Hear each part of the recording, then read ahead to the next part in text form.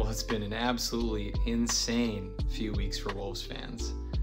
After a draw against Luton and a loss to Ipswich, I think this is a pretty good way to describe how most of us were feeling. I'm broke. I'm not sleeping at all. And this play kind of starting to feel like a miniature deformed version of myself that just keeps following me around and hitting me in the balls with a tiny little hammer.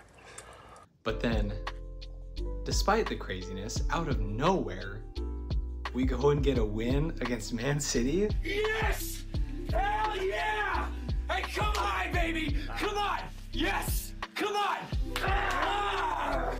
And I think as Wolves fans, we're all pretty much just walking on air right now. We're on cloud 9, feeling great after that result. And yeah, with all the craziness in that last update, I had some thoughts, so let's get into it.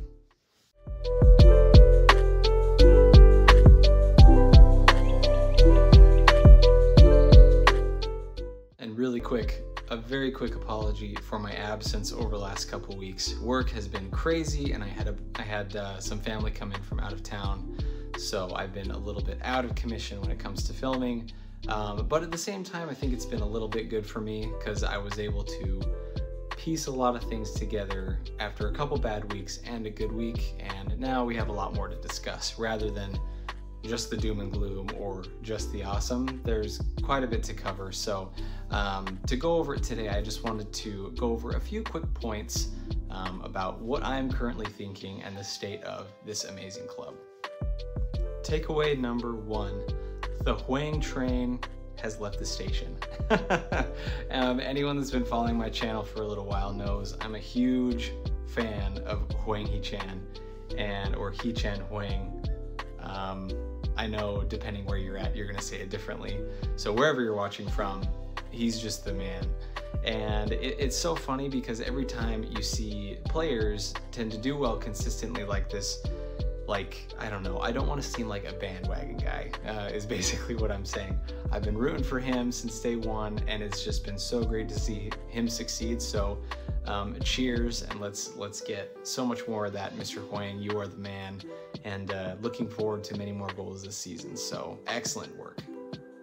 Takeaway number 2, the Neto train has also left the station. Apparently he is just, man, he's been absolutely tearing it up, and it's been amazing to see him succeed, after a couple years where there were some struggles for him. So it's just been excellent to see him get the recognition finally.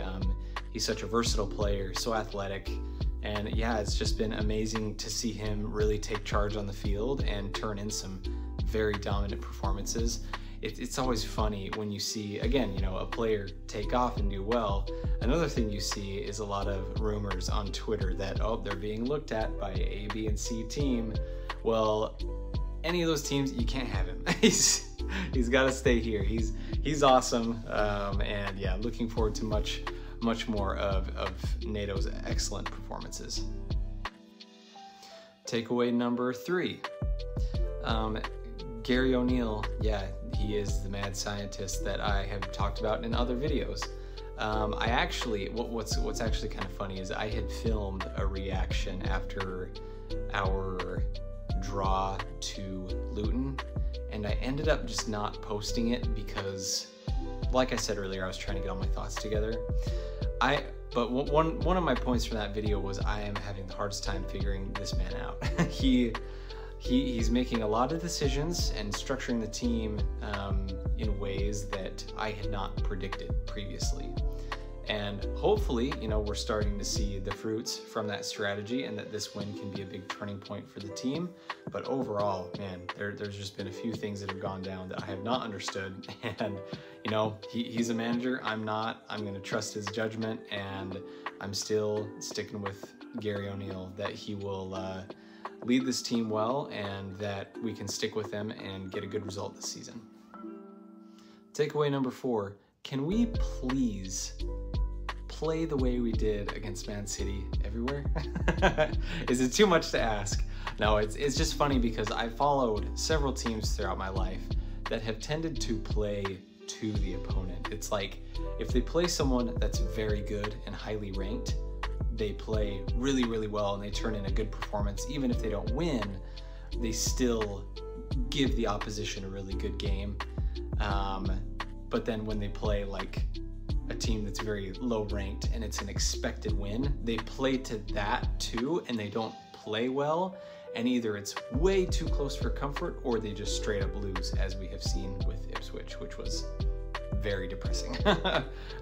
So whatever you gotta do, let's just keep going what we have right now, you know, stick with this Man City play and we'll be okay. But yeah, it's just kind of painful for me to see sometimes when we play too much to our opponent. And I know Gary O'Neill likes to adapt and change the strategy depending on the team, which of course, you know, has its own strengths and weaknesses. But I just, whoever it is, go out and crush them. I don't care.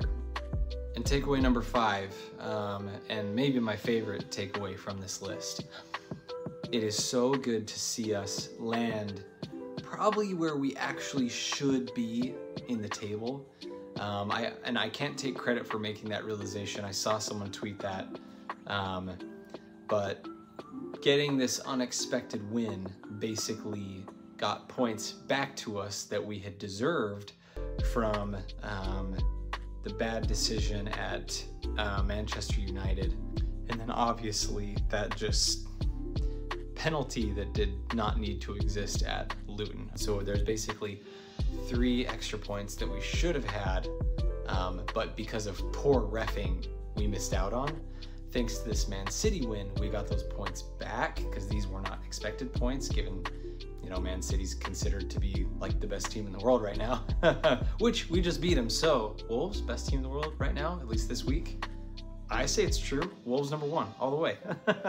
But no, it's good to see, okay, this is more realistically where we should be in the table according to who we have played so far. So that kind of gave me a little like, breath of fresh air. Things are okay. It's not just going to be us going down the tube.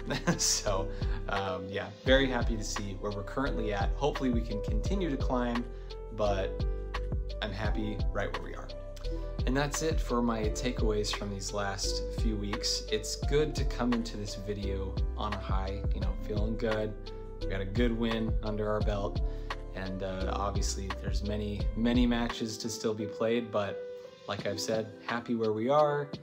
We're seeing some good notes, seeing some room for improvement for sure, but it seems like the squad is really happy right now and that they are optimistic about this, about, you know, themselves as a unit as well as the manager Gary O'Neill. So more power to them. Like I've said before, I'm just going to continue manifesting some wins for Wolves. So I'm going to be sending the strongest positive vibes out from the US possible. And I just know they're going to reach over there in the UK, and Wolves is going to do great. So anyway, hope everyone over there is doing well. Many good wishes and greetings from afar here in the US, and thank you so much for tuning into my channel.